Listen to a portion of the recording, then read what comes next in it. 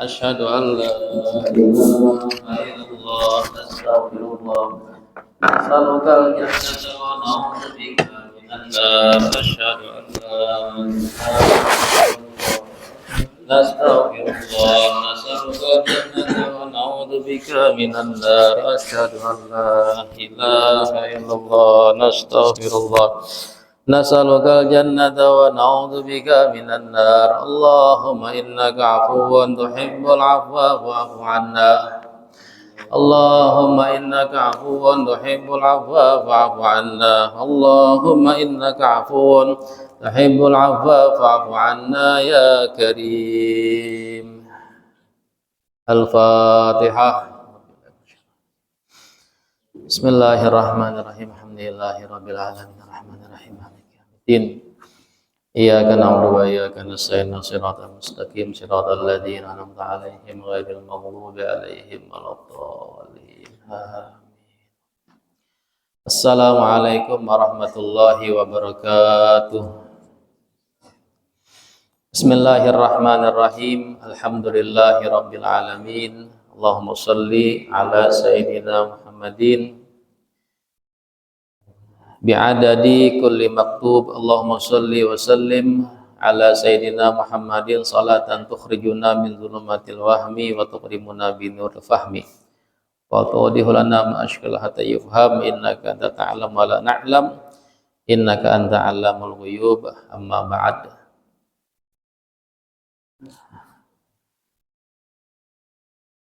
Bismillahirrahmanirrahim. Alam nashrah. Istifham takriri ay syarahna. Jadi alam itu artinya a itu pertanyaan, apakah? Lam bukankah? Nashrah kami lapangkan. Laka kepada engkau ya Muhammad, itu laka itu kepada Nabi Muhammad, sadrak dadamu. Pertanyaan di sini kata ulama tafsir adalah bentuk pernyataan. Kalau terjemahnya kementerian itu bukankah telah kami lapangkan, tapi dalam tafsir sungguh telah kami lapangkan. Pernyataan. Ya, jadi makna Al-Quran ini dijelaskan oleh para ulama dengan makna yang sempurna yang mereka fahami dengan ilmu bahasa Arab dari guru ke guru, sehingga jadilah beberapa jilid tafsir Al-Quran dengan makna yang begitu luas, sehingga Al-Quran ini terus maknanya itu bertambah luas dan mengikuti zaman. Tidaklah Al-Quran ini ketinggalan daripada zaman kita. Hingga saat ini Al-Quran tetap memiliki makna yang menyeluruh daripada segala aspek kehidupan manusia. Sungguh telah kami lapangkan dadamu, wahai Muhammad, bin nubuwah, dengan kenabian. Jadi ketika Nabi kita diutus sebagai Rasul, umur 40 tahun, Allah berikan daripada wahyu-wahyunya. Disitulah dada Nabi kita diberikan daripada cahaya ilahi, kalamullah subhanahu wa ta'ala, sehingga terasa lapang dada Nabi kita Muhammad. Jadi katakan Nabi kita tuh maknanya Allah lapangkan ini adalah Allah belah dada Nabi kita. Ada terjadi 4 kali pembelahan dada Nabi. Yang pertama ketika diasuh oleh Sayyidah Halimah di kampung Bani Sa'ad. Makanya Sayyidah Halimah itu mengembalikan karena takutan. Nabi kita dibawa 2 sosok orang aneh, kemudian dibelah dada Nabi kita. Umur 4 tahun. Kemudian di umur 10 tahun juga. Nah, jadi masa kecil anak Nabi kita itu, masa kecilnya sudah Allah berikan kesucian daripada hati. agar masa kecil ini menjadi anak yang baik, hati yang bersih. 10 tahun juga menginjak daripada masa remaja, juga Allah kembali belah dada Nabi kita dan dibersihkan dengan air Zam-Zam, ya. Begitu dalam riwayat. Makanya banyu Zam-Zam itu sumber yang paling mulia, yang paling bersih, yang paling berkah, itu adalah air Zam-Zam, sebab dipakai untuk membersihkan daripada hati atau jantung Nabi kita Muhammad Sallallahu Alaihi Wasallam, untuk menghadapi masa balik sehingga tidak terkena pergaulan pemuda. Qad aflaha man zakkaha, sungguh beruntung orang yang membersihkan jiwanya. Jadi kebersihan jiwa itu sejak kecil, pendidikan tarbiyah anak itu sejak kecil. Kemudian remaja lebih lagi, masa remaja itu untuk menjaga daripada perilaku yang menyimpang karena hati yang rusak. Nah, kemudian setelah umur 40 tahun, disinilah kembali Nabi kita dilantik menjadi seorang Rasul, dibelah dadanya dan dibersihkan. Yang terakhir ketika Isra dan Mi'raj. Ya. Ulama mengatakan dibersihkannya dada Nabi kita, hati Nabi kita dibelah itu bukannya sebelumnya kotor, bukan. Tidak seperti itu maknanya. Oh, kotor dibersihkan, tidak. Tapi Nabi kita itu bersih ditambah bersih. Cahaya ditambah dengan cahaya kan bisa saja. Sudah bersih dilap lagi. Sudah terang diterangi lagi. Wa ma akhrajal amlak min qalbihi ada walakin zadallahu tuhran ala tuhur. Al-Habib Ali Habsyi mengatakan dalam maulid beliau, tidaklah Allah mengeluarkan jantung Nabi kita dicuci sebanyak 4 kali kecuali menambah kesucian di atas kesucian. Inilah sifat Nabi kita yang senantiasa meningkat imannya, kebersihan hatinya sampai hari kiamat. Walal akhiratu khairul laka minal ula. Seperti mana surah Wat-Duha sebelumnya, sungguh akhirat lebih baik daripada dunia bagi engkau. Artinya apa? Akhirat Nabi kita terus meningkat. Inilah iman yang tidak pernah berkurang. Yazid wala yankus. Bertambah tidak berkurang. Kalau iman kita ini bisa bertambah, bisa berkurang. Tapi imannya para nabi, mereka terus bertambah. Setiap detik meningkat, setiap detik meningkat. Begitu hal ehwal mereka.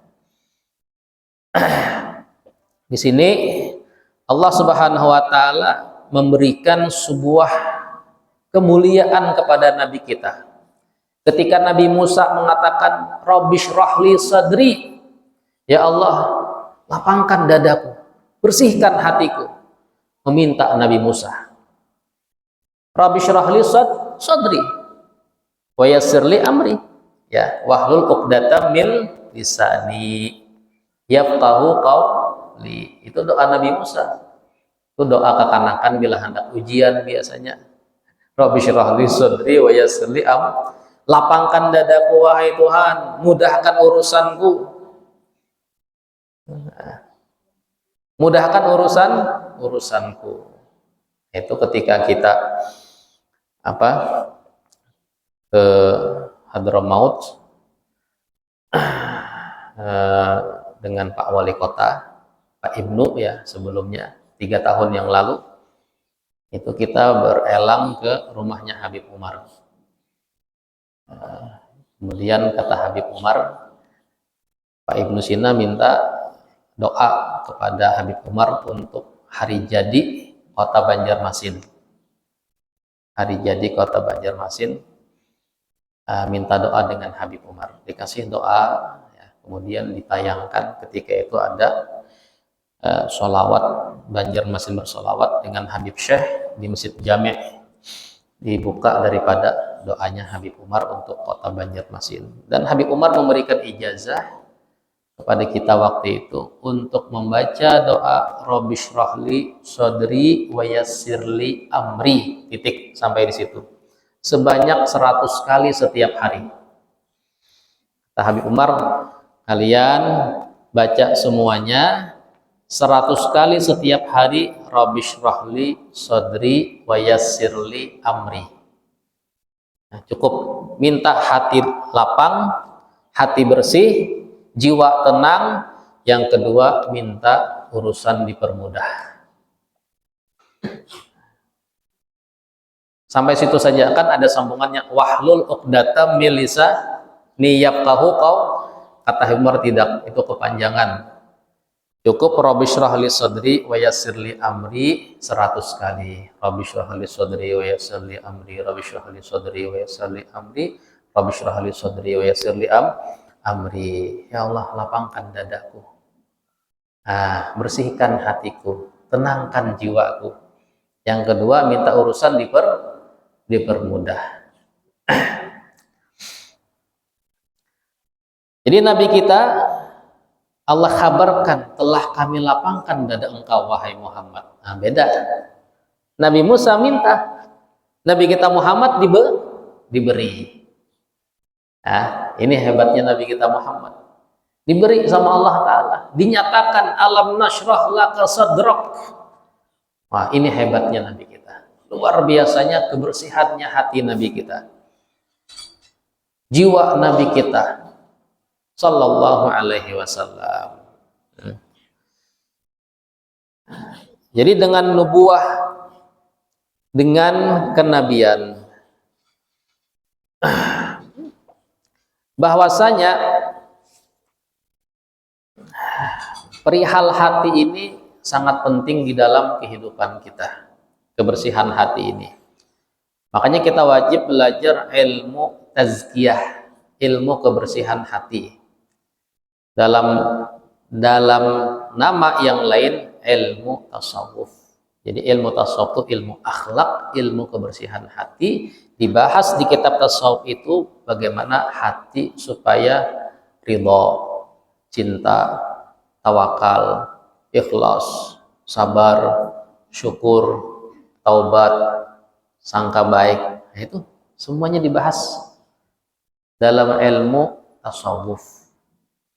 Jadi orang yang mendalami ilmu tasawuf itu bukannya dia hidupnya itu ya terlihat miskin, terlihat kumuh, terlihat bukan penampilan, tapi hatinya yang bersih. Ya, boleh penampilannya mewah, tapi dia seorang yang ahli tasawuf. Ya, hatinya tidak memiliki daripada hubud dunia, cinta dunia. Boleh dia memiliki, tapi hatinya zuhud terhadap dunia. Diberi Allah, ya, dia terima dengan syukur, dia kembalikan ya, untuk Allah Subhanahu wa Ta'ala.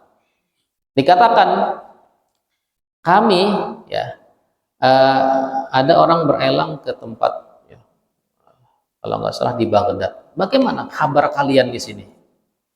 Kami katanya, idza ataina syakarna, wa idza mana'na sabarna. Kami di sini hal ehwal kami, bila diberi kami syukur, terima kasih. Bila dicegah, kami sabar. Kami sabar. Kata orang tadi, kalian ini sama dengan binatang, kayak anjing. Anjing itu diberi dia senang. Wah, bahagia, buk, senang. Bahkan dia kalau diberi makan, anjing itu berterima kasih, dia menjaga orang yang mengasihi, membantu orang yang mengasihi, mau berburu untuk orang yang mengasihi dia makan. Terima kasih. Tapi anjing kalau nggak dikasih, dia diam. Diam, dikasih, dia balas budi, nggak dikasih, dia diam. Tapi kami, bila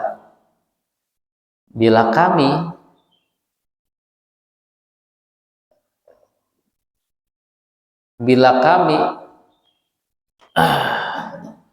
dicegah, kami sabar. Bila kami diberi, kami memberi. Ini kan beda. Tidak hanya syukur, tapi memberi. Bila digigah sabar, sama, tapi ketika kami diberi, kami memberi. Nah, ini hebatnya. Nah, ini yang beda. Nah, begitulah mereka.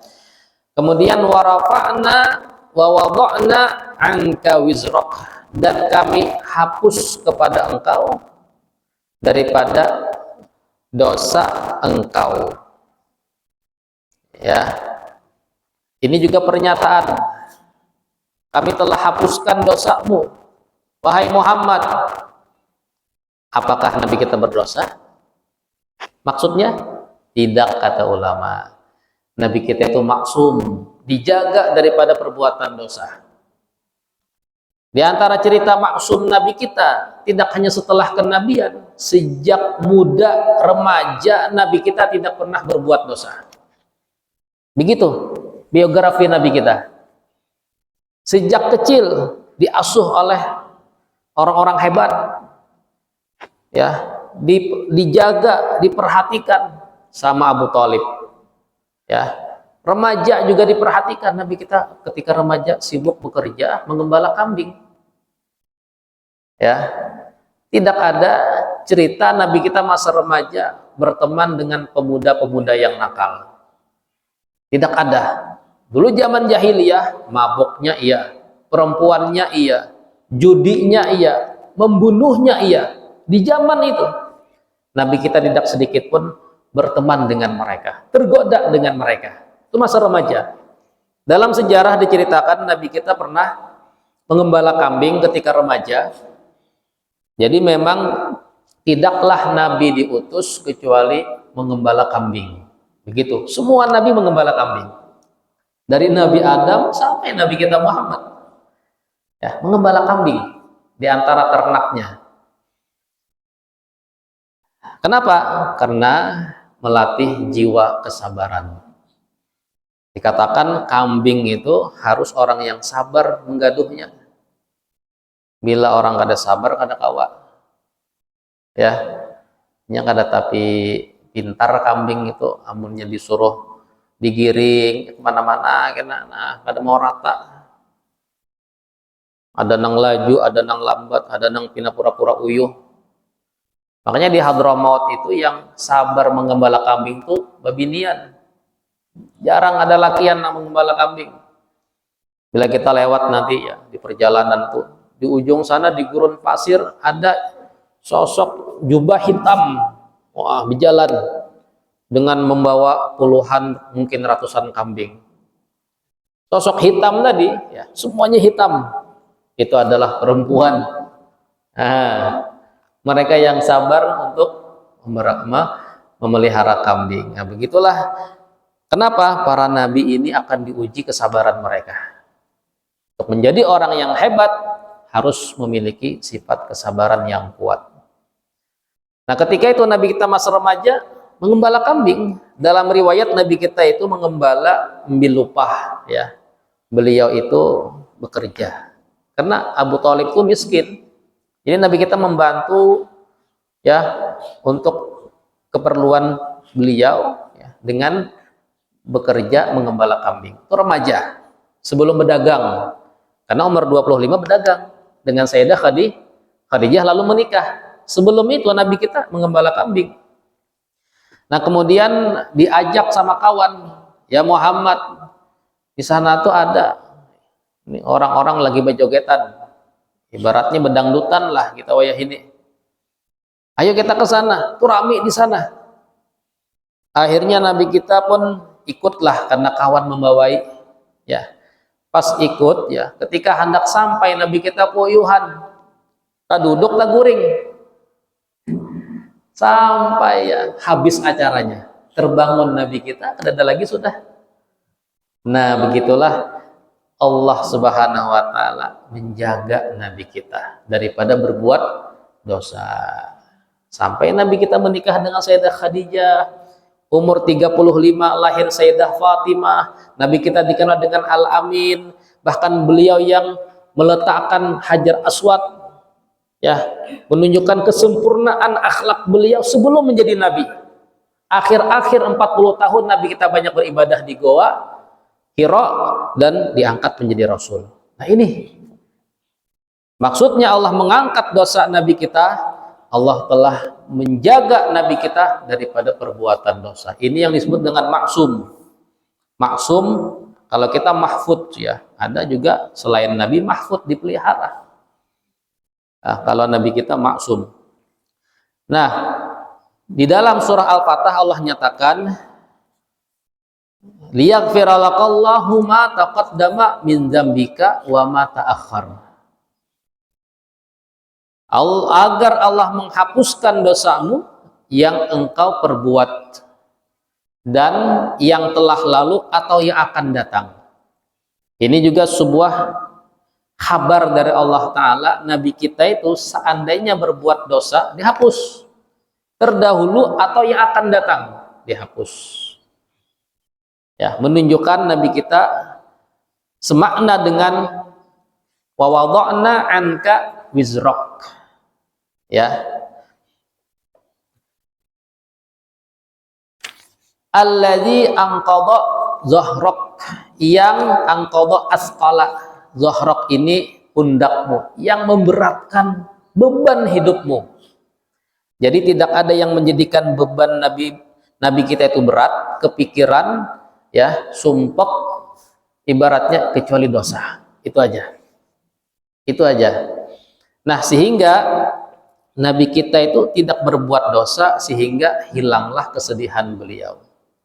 Karena beliau tidak pernah berbuat dosa. Jadi dosa itu adalah hal yang paling memberatkan diri Nabi kita. Itu perbuatan dosa. Ketika ada dosa kepada Allah Subhanahu wa Ta'ala. Kemudian maksudnya juga adalah yang menjadikan Nabi kita itu kepikiran dosa umatnya, lain dosa beliau. Meskipun di sini kami angkat, ya, kami hapus kesalahanmu, dosamu yang menjadikan berat bebanmu. Maksudnya adalah Nabi kita maksum. Yang kedua adalah dosanya umatnya Nabi Muhammad. Itu yang menjadikan beban berat Nabi kita Muhammad. Tapi dosa umat Nabi Muhammad bisa diampuni oleh Allah dengan bertaubat. Ya, ini kalau Nabi kita tidak ada dosa.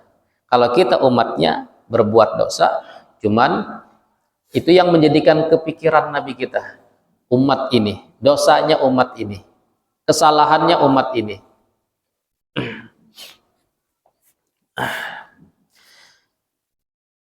Sehingga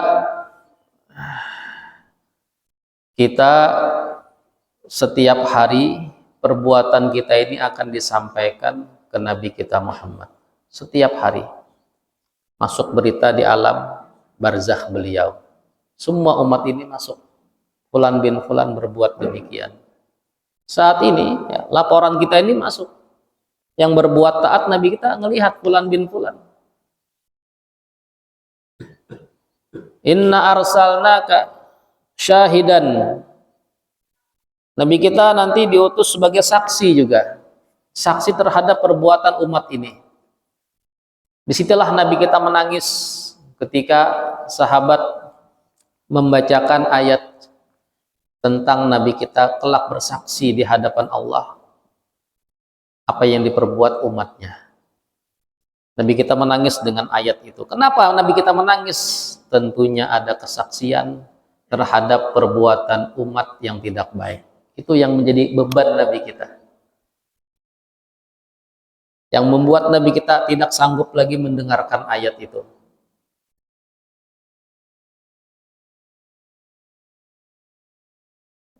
Nah, makanya kita ini harus demikian juga. Dikatakan dulu, ya, dulu para sahabat itu bila ada dosa, mereka ya seperti gunung berat. Dosa itu kayak gunung berat mana untuk dipindahkan tuh asa ngalih. Ya, sekarang dosa ini kayak nyamuk aja, tapak, datang pergi. Ya, kita sekarang seperti itu. Nah, tapi kalau ada orang yang dengan dosa merasa berat, merasa beban hidup bila ada dosa nang hendak digawi itu maju mundur berpikir akhirnya ditinggalkan. Bila seperti itu, begitulah seharusnya kita dengan perbuatan dosa. Seperti mana Nabi kita, yang menjadikan beban berat Nabi kita adalah perbuatan dosa. Kemudian wa rafa'na laka dzikrak, dan kami angkat kepada engkau sebutanmu, kami kumandangkan sebutanmu. Bi an tadhkura ma'a dzikri fil adzan wal iqamah wa tasyahhud wal khutbah wa ghairiha. Bagaimana? Dengan disebutkan namamu beserta namaku, baik ketika azan, asyhadu an la ilaha illallah, kemudian asyhadu anna muhammadar rasulullah. Iqamat juga sama, tasyahud, asyhadu an la ilaha illallah, asyhadu anna muhammadar rasul. Khutbah juga sama, rukun khutbah diantaranya menyebutkan hamdalah dan sholawat kepada Nabi. Ya. Begitulah bila ada sebutan nama Allah, disebutkan nama Muhammad Rasulullah. Itu makna bagaimana nama Nabi kita ini terus bergema, tidak ketinggalan. Ya, terus bersanding dengan nama Allah Subhanahu wa Ta'ala. Bahkan nabi-nabi terdahulu, ini nabi-nabi terdahulu, padahal mereka nabi, mereka rasul, mereka punya pangkat, mereka punya jabatan, mereka punya tugas yang mulia sebagai nabi dan rasul. Tetap mereka itu senantiasa menyampaikan kepada umatnya tentang Nabi akhir zaman, Nabi Muhammad bin Abdullah. Bahkan diantara rukun khutbahnya Nabi Isa alaihi salam, Nabi Isa itu ketika ingin ceramah, sebelum menjelaskan masalah apapun, tauhidnya kah, ibadahnya kah, adabnya kah, wajib bagi Nabi Isa, rukun khutbah Nabi Isa adalah menceritakan sekilas tentang kisah Nabi Muhammad SAW. Hanyar berkisah tentang apa yang diwahyukan Allah dalam kitab Injil. Sebelumnya cerita dulu tentang Nabi Muhammad. Wahai umatku, nanti ada nabi setelahku, namanya Ahmad, begini sifatnya, begini perilakunya, begini, lengkap semuanya. Semua nabi seperti itu. Disebutkan nama nabi kita sejak para nabi-nabi terdahulu. Padahal beliau berabad-abad, ribuan tahun baru diutus, namanya sudah bergema di muka bumi ini. Sejak Nabi Adam menceritakan tentang Nabi Muhammad kepada anak-anaknya dan umatnya. Sallallahu alaihi wasallam. Bahkan kata Allah, wahai para nabi, ya, Allah firmankan, wa id akhadallahu mitsaqan nabiyyin wa id akhadallahu mitsaqan nabiyyin lama ataitukum min kitabi wa hikmah. Ya, ketika Allah mengambil janji kepada para nabi, aku berikan kalian kitab dan hikmah, ya, dengan satu syarat, bila diutus nabiku yang bernama Muhammad, kalian menjadi umatnya. Artinya pangkat kenabian kalian hilang. Jadi orang biasa, ikuti dia sebagai nabi. Begitu. Jadi para nabi itu, seandainya nabi kita itu diutus di zaman semua para nabi dan rasul, mereka akan menjadi umatnya Nabi Muhammad.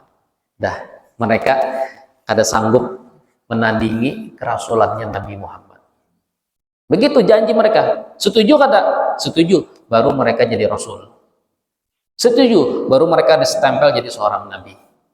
Selama mereka setuju dengan perjanjian dari Allah Subhanahu wa Ta'ala. Makanya kita itu tidaklah sah iman kita kepada Allah kecuali beriman kepada Rasulullah. Bahkan tidak sah itu artinya tidak manfaat, batal. Bahkan dia dihukum kafir. Hanya beriman kepada Allah, tidak beriman kepada Muhammad Rasulullah, kafir. Ya, ada sebagian orang percaya dengan Allah yang Maha Esa, yang Maha Menciptakan, yang Maha Menjadikan, percaya.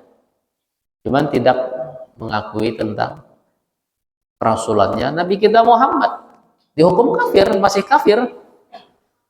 Karena orang Islam itu dengan mengucapkan syahadat, 2 kalimat syahadat, bersaksi kepada Allah dan kepada Muhammad sebagai utusan Allah. Artinya bila tidak bersaksi dengan Nabi Muhammad, maka batallah daripada syahadat mereka, sehingga mereka masih kafir. Kemudian fa inna ma'al usri yusra, inna ma'al usri yusra, sungguh beserta usur itu syiddah, kesusahan, ada kemudahan, suhulah. Nah, ini Allah nyatakan. Kata ulama, kemudahan itu didahului kesusahan. Itu rumusnya. Tidak mungkin mendapatkan kemudahan kalau tidak ada kesusahan. Ya. Jadi orang tuh, kita hidup di muka bumi ini, kalau dapat kemudahan itu pasti sebelumnya ada kesusahan. Ya. Dapat ya pangkat yang tinggi di sisi Allah, sebelumnya diuji dengan berbagai macam kesabaran. Para ulama sabar ketika menuntut ilmu di pondok pesantren, berpisah dengan orang tua sejak lulus SD misalnya, ke tempat yang jauh, ada yang ke pulau, seberang pulau, ada yang ke luar negeri, berpisah setahun, 2 tahun, 5 tahun, 10 tahun, susah tidak berteman di lingkungan kelahiran, karena tahu lagi lawan kawan sudah. Di pondok pesantren pulang diatur, ya, diwajibkan ini itu, tiap hari menghafal murojaah, sholat wajib berjamaah, membaca wirid, membaca Al-Quran, susah, ya. Tapi sabar, syiddah memang. Ketika mereka lulus, Allah berikan kemudahan. Dulu mereka khurut dakwah, keluar dakwah, udah dakwah aja, susah, ya. Transport, ya, makan apa, diterima atau tidak, berdakwah, menyampaikan. Nah, sekarang diundang, dijemput kadang, disiapkan panggung, disalami, dijamu, pulang dikasih lagi hadiah, suhulah, ya. Begitu kehidupan kita. Allah nyatakan fa inna ma'al usri yusra. Jadi kalau ingin dapat kemudahan, sebelumnya harus ada kesusahan. Begitu rumus. Kalau pengen mudah aja, nyaman aja tanpa kesusahan, itu mustahil. Mustahil. Yang mau jadi pejabat, sebelumnya jadi RT dulu. Latihan. Ya, di sekolahan jadi ketua OSIS lah bahari. Ketujuh manu kekawanan, membawai, mengatur, menggini kepala sekolah, guru. Kemudian di kampung jadi RT, nanti jadi camat, jadi lurah, jadi wali kota, jadi gubernur. Susah sebelumnya. Terus meningkatkannya. Bagaimana skillnya, bagaimana kepercayaannya terhadap rakyat, masyarakat, bagaimana menjaga amanahnya, dia tingkatkan, ya, kedisiplinannya, sehingga orang memilih dia, ya, memberikan amanah kepada dia. Ya. Memang awalnya susah. Untuk kepercayaan masyarakat ini, ya, itu pemimpin yang bujur, pemimpin yang ada bujur itu bisa juga main bayar sana bayar sini, ya. Kemudian kayak apakah jadi kayak itu, nah, ya, dulu pemimpin kayak gitu, nggak segampang itu orang mau jadi pejabat. Ujian begitu juga semuanya. Orang mau kaya itu dia harus miskin dulu, bekerja dulu, ya, memulai dulu, merintis dulu, susah, tahunan, 5 tahun, 10 tahun merintis, yang awalnya hanya jualan keliling ya dengan sepeda, kemudian kawak nukar kendaraan, kawak nukar pickup, bisi pulang daripada truk. Sampai itu begitulah kita ini seperti itu di dalam kehidupan kita. Jadi semuanya itu orang mau tinggi pangkatnya di sisi Allah ada kesusahan. Ya, makanya kan dalam takwa wa may yattaqillaha yaj'al lahu makhraja.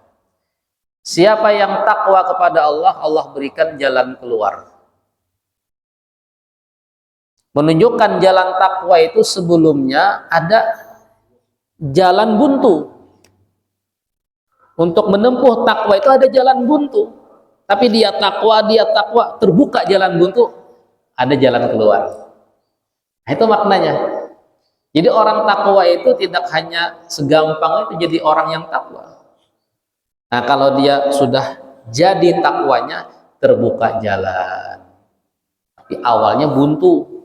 Dia latih dengan ketakwaan, kesabaran, takwa, terbuka jalan. Kemudian diulang lagi inna ma'al usri yusra. Ya. Di sini tafsirnya adalah Nabi dulu ketika di Mekah bagaimana susahnya beliau berdakwah. Dihina, dicaci maki, ya. Dicekal, diteror, bahkan Nabi kita mau dibunuh. Sahabat-sahabat Nabi banyak sudah yang menderita. Sampai Nabi kita diusir hijrah ke Madinah. Itu kesusahan. 11 tahun, 12 tahun dalam keadaan susah.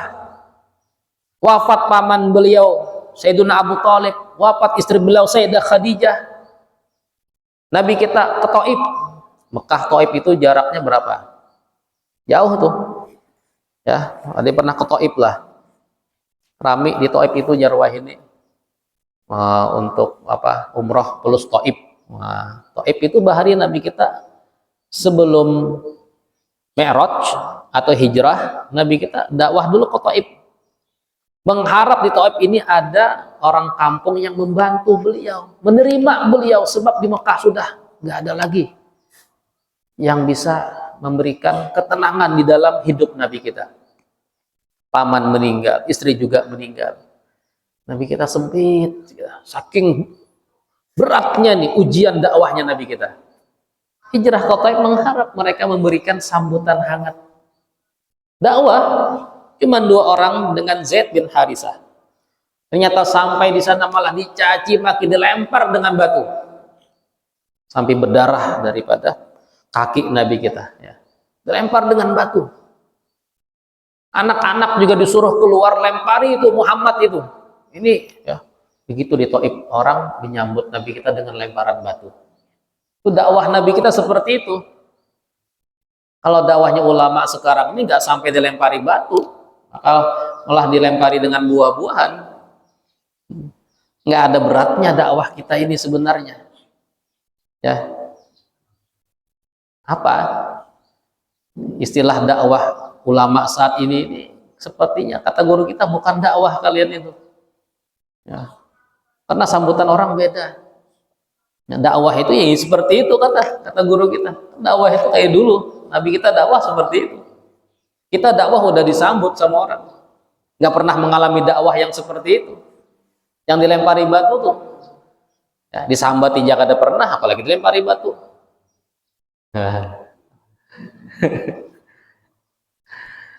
Sabar Nabi kita, sabar. Bahkan Nabi kita berdoa. Masyhur doa Taif. Ya Allah, fa in lam takun alayya ghadab fala ubali. Engkau kalau tidak marah dengan saya udah cukup. Yang penting engkau tidak marah dengan saya. Malah Nabi kita menyalahkan diri beliau sendiri. Ya Allah, ulun seperti ini keadaan, yang penting pian kada marah lawan ulun, kada murka lawan ulun. Ulun kada peduli nang kaya apakah orang hendak melempari ulun, mengusir ulun, melukai ulun kada apa-apa, yang penting pian kada marah lawan ulun. Sallallahu alaihi wasallam, saking bersihnya hati Nabi kita. Bahkan Nabi kita mengharap datang malaikat gunung, berkata dengan Jibril, saya malaikat gunung ingin menghadap Rasulullah. Silahkan, kata Jibril, beradab malaikat gunung itu. Karena langsung datang, Bapak dah lawan Jibril. Ya Muhammad, malaikat gunung hendak bertamu. Apa? Maukah engkau saya angkat gunung ini, saya tumpahkan ke Taif, biar rata dengan tanah, tenggelam mereka. Kata Nabi kita, jangan. Saya mengharap di antara keturunan mereka yang bertauhid kepada Allah. Malah Nabi kita mendoakan mereka. Sallallahu alaihi wasallam. Yang disalahkan dirinya, saya lemah wahai Allah. Saya tidak mampu untuk memberikan mereka ya, dakwah. Sallallahu alaihi wasallam. Syiddah setelah itu, setelah hijrah Nabi kita mulai Ansor ya, berkumpul dengan Nabi kita, beriman dengan Nabi kita, bersatu dengan Nabi kita, berbaiat untuk setia membela seperti mana mereka membela keluarga mereka sendiri. Mulai Nabi kita punya kekuatan, terjadi perang Badar, menang, dan terus tahun ke-8 takluk kota Mekah. Allah berikan kemudahan sehingga di sini Allah sebutkan 2 kali, fa inna ma'al usri yusra, inna ma'al usri yusra. Lihat kalimatnya, al usru itu pakai alif lam, yusrun itu pakai tanwin. Yang kedua, al usru alif lam, yusrun tanwin. Kesusahan pakai alif lam itu ma'rifah dalam bahasa Arab. Kalau ma'rifah dengan ma'rifah itu jadi satu, sama kesusahannya. Kalau tanwin nakirah itu 2, itu beda. Ini satu kemudahan, ini satu kemudahan. Artinya setiap ada satu kesusahan, Allah berikan 2 jalan kemudahan. Nah, inilah kasih sayang Allah kepada kita. Bila hakun kita susah, Allah berikan 2 jalan kemudahan. Kada sama, kada. Diberikan 1 jalan susah, 1 jalan kemudahan kada, tapi 2. Itu maksudnya. Asal kita hakun susah, lihat nanti hasilnya 2 kali lipat dari kesusahan kita. Nah, itu maksudnya. Kalau kita mau sabar dengan 1 kesusahan, Allah berikan 2 kebahagiaan. Satu-satu aja ini kayak lek-lekan naik. Ini kan ada hujungannya. Orang lapah juga kayaknya. Nah, tapi hasil kesusahan itu 2. Nah, begitulah makna daripada diulangnya 2 ayat ini. Makanya dalam riwayat tidak akan menang 1 kesusahan melawan 2 kemudahan. Nah, ada hadisnya. La yaqlibal usru yusron, tidak akan menang. Tidak akan pernah menang. Artinya selama orang mau susah pasti mendapatkan kemudahan.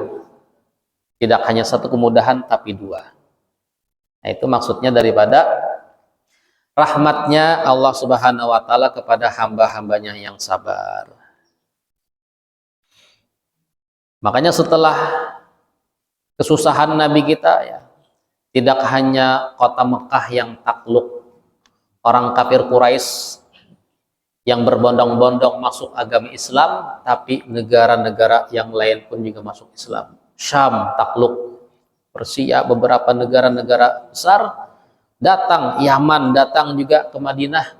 Merekanya membaiat Nabi kita, telah tampak daripada kemudahan. Agama Islam itu tersebar ke penjuru dunia. Ada Mekah aja, mun Nabi kita sabar di Mekah, nang beriman Mekah juga ya wajar aja lah. Tapi negara-negara datangan ya ketika Nabi kita itu di kota Madinah, daripada banyak wufud ya, bahas itu wufud. Makanya dalam syair, janganlah berputus asa bila engkau mendapatkan kesusahan ya, sungguh kemudahan itu adalah waktu yang akan datang. Ya, artinya sabar. Kita ketika mendapatkan kesusahan, Artinya bila kita hendak dapat dua kemudahan, keberhasilan yang lebih, itu harus menerima hidup yang penuh dengan ujian, kesulitan, ya, rintangan. Faidza faragta, maka jika engkau telah selesai minas salat, daripada salat, fansab it ta'id fit doa, maka segera engkau berdoa. Di sini di antara tafsirnya, selesai beribadah sambung dengan ibadah. Tuntung salat berdoa, habis berdoa baca Quran, tuntung nanti salat lagi. Apapun itu, ya, itulah yang diharapkan. Juga maknanya bila selesai kita bekerja urusan dunia, maka urusan akhirat, ya. Selesai kita beribadah, istighfar, apapun itu. Jadi jangan pernah memutus kebaikan. Faidza faragta fansab, bila selesai engkau berbuat, sini maknanya sholat, habis sholat berbuat lain. Oh, sudah tuntung sembahyang, ya sudah, ada lagi lah. Makanya ada ibadah-ibadah sunnah yang harus kita gawi. Itu maknanya. Bila tuntung sembahyang yang wajib, yang sunnah, tuntung berzakat, sedekah, aku sudah berzakat tiap tahun, ya sedekah. Tuntung bahaji, umroh, nah begitulah, ya.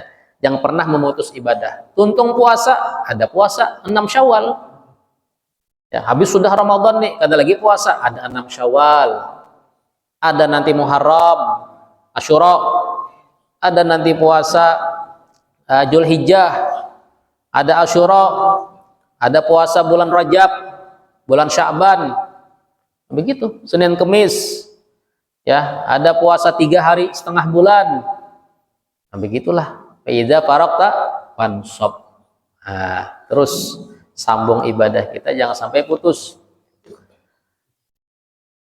Itu Allah memberikan cara kita hidup, ya, untuk tidak menyia-nyiakan kesempatan.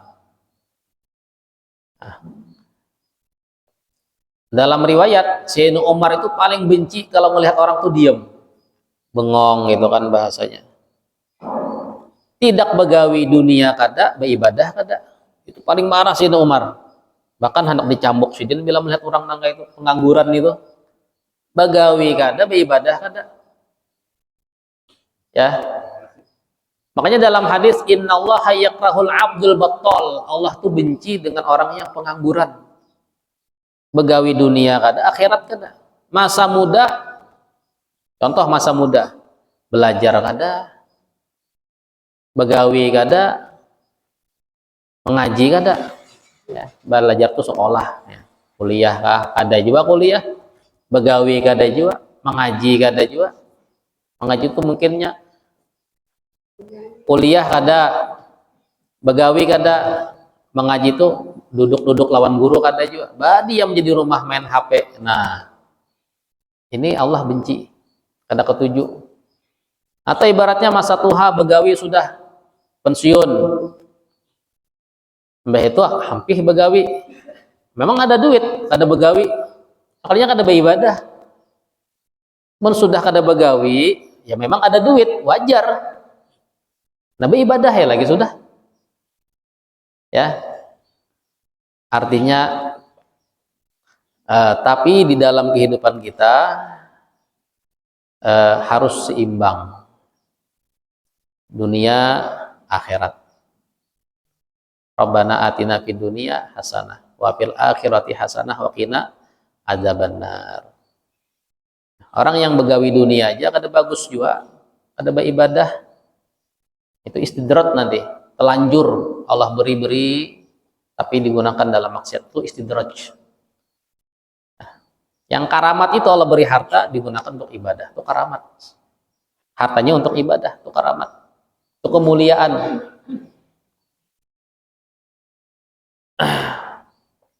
Jadi Allah nggak suka orang itu nganggur, ya, tidak ada pekerjaan.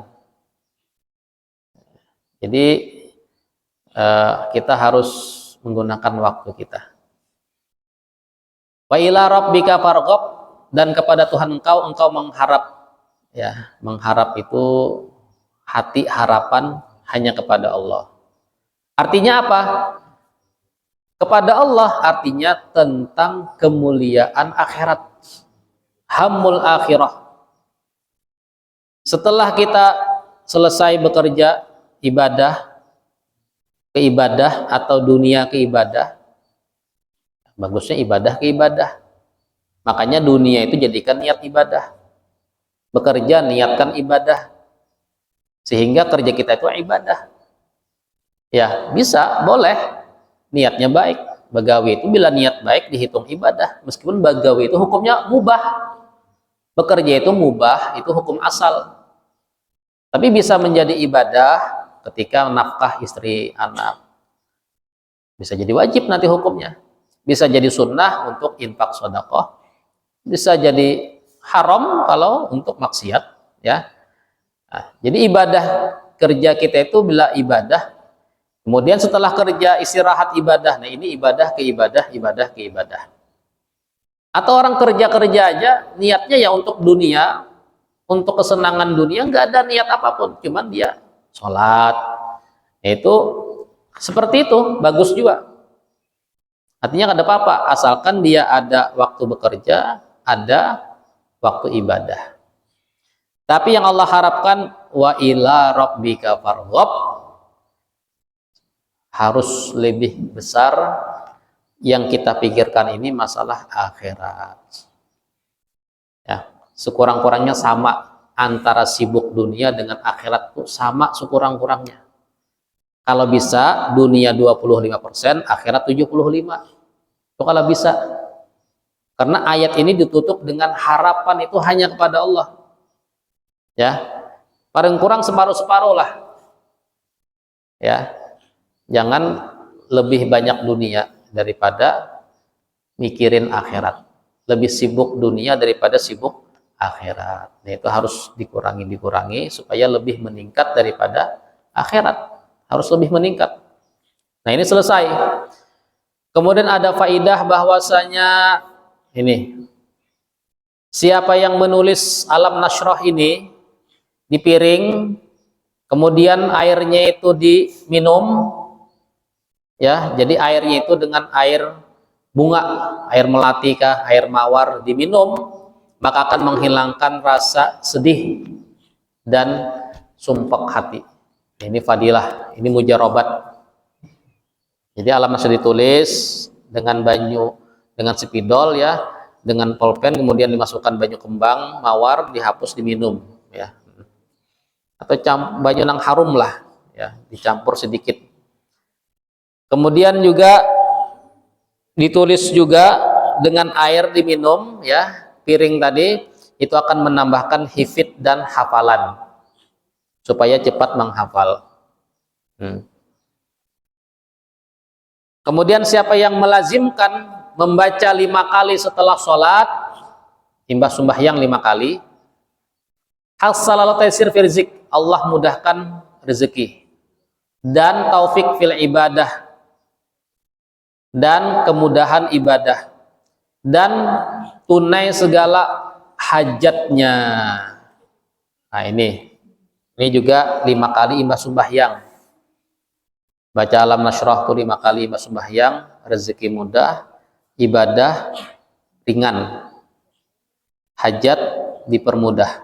Nah, kemudian siapa yang duduk membaca ini setelah sholat 2 rakaat, menghadap kiblat dalam keadaan suci, membaca sejumlah hurufnya 103, maka berdoa apa yang dia niatkan, yustajabu lahu insyaallah wa huwa mujarrab sahih.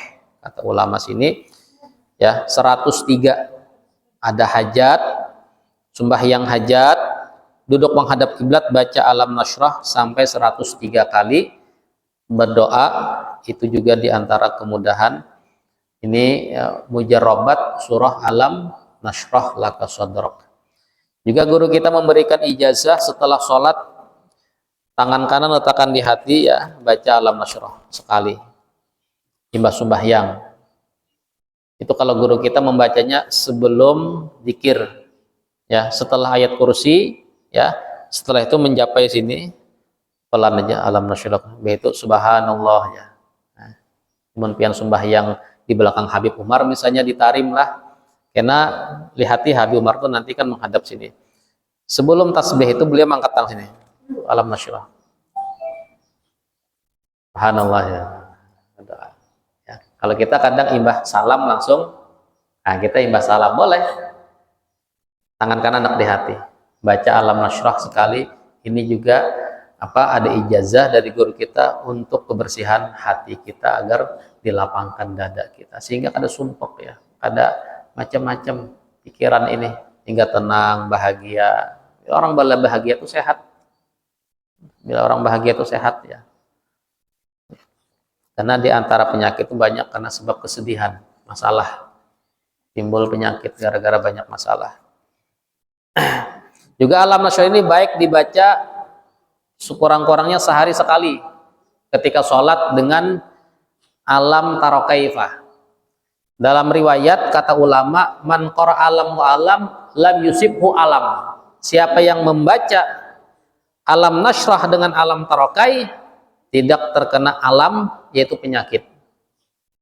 Man qara'a alam wa alam lam yusibhu alam. Nah, ini bahasanya. Indah bahasa Arabnya. Siapa yang baca alam dan alam nasyrah, yang kedua alam tarokai, Pak, tidak terkena penyakit. Alam itu penyakit. Ya, alamun. Nah, tadi kita baca, kata ulama bacanya gobliyah subuh. Pian gobliyah subuh tuh nah menkawa alam wa alam, atau kuliah dengan kul huwallah, atau digabung alam dengan kuliah, alam tarokai dengan kul huwallah. Itu sekurang-kurangnya dimulai ketika gobliyah subuh. Bila kada terbaca, boleh di sembahyang subuh, atau di sembahyang isyraq, atau di sembahyang zuhur, ya, di gobliyah atau badiyah, baca alam sekali barang sehari itu, agar kita tidak kena penyakit apapun. Itu diantara fadilah baca alam wa alam nasyrah dengan alam taro kaifa. Nah, kita tadi membaca sembahyang subuh, belum tambahi al-ikhlas supaya terpanjang sedikit, karena subuh ini dianjurkan terpanjang. Boleh bertambah ikhlas. Jadi bila pian hendak berangkap, al-ikhlas saja bagus rangkapannya.